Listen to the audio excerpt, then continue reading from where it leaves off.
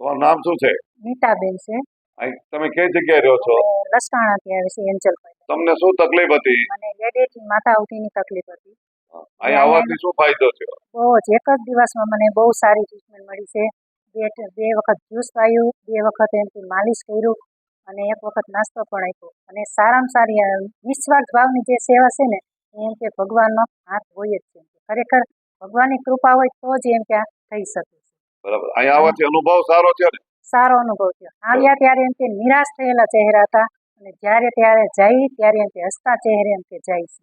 બરાબર. અને ફી કેટલી લે છે? અહીંયા ફી બિલકુલ નથી. એમ કે નિસ્વાર્થ ભાવની સેવા છે. સાથે સાથે 2100 સાથે 2100 રૂપિયાનું આ યંત્ર એમ કે ગિફ્ટમાં અમને આપે છે.